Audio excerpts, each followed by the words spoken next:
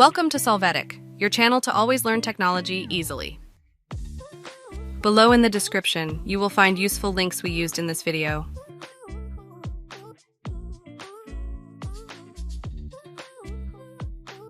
Today on Solvetic, we will see how to remove a game from your Steam library.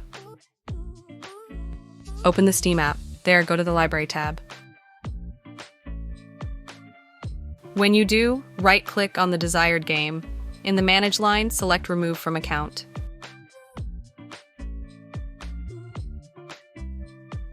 Finally, click Remove. You will see your game deleted from the Steam library.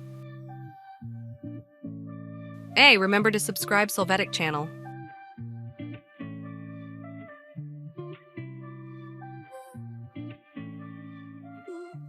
We hope it has been helpful for you.